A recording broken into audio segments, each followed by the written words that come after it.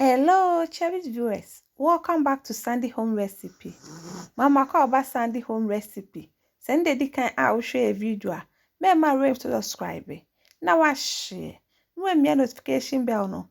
Say the video be a better one Sabeka. To my returning subscribers, thank you so much for your support. May the good Lord bless you all. This one say be a Sobolo drink. Start to be blending with ginger, Negro pepper, black pepper, dry pepper. Uwi anu wa soki wu sobolo leaf ni ba say ohun wansa. Uwi na the pineapple ne ho no egumu. Wo de ekutu aka ho. We be boa ama wanya more flavor. All ingredients are written in the description box below. Woko description box na ingredients nyina ho. Uwi na wo de ginger mixed na blend ye no. Na wo de agumu. Na wa mixing na together. Waja ama na hu.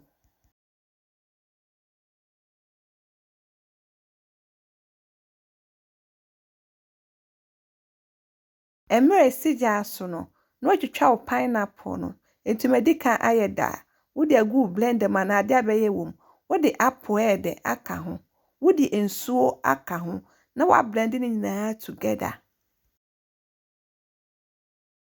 wo blend wi a na wa sone so na wo de esi nchen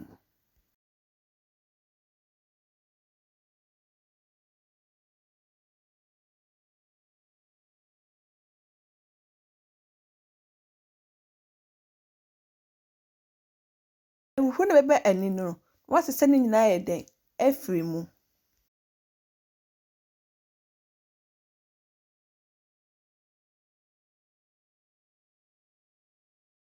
aha no aye ready na wa twe na wa sone so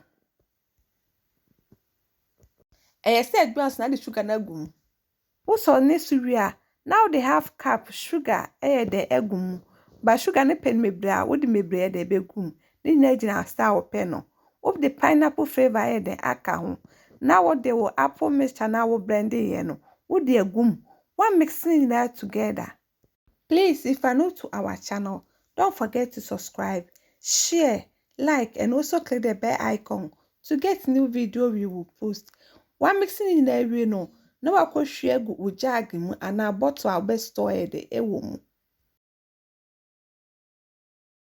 Me ye na me taste here no. It tastes really nice. You will love it if you give it a try. And also, it has an amazing flavor. Yep, my choice in the kind I will share a video. Remember to subscribe. Now I share. Now I like it. Now I me notification bell no. Say the video be a better one sabeka.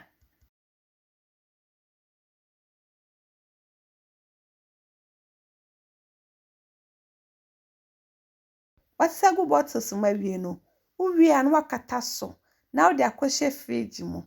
Sa we ne door so bet me da she freezer. Sa wo benuma na we yi esi wo amananane.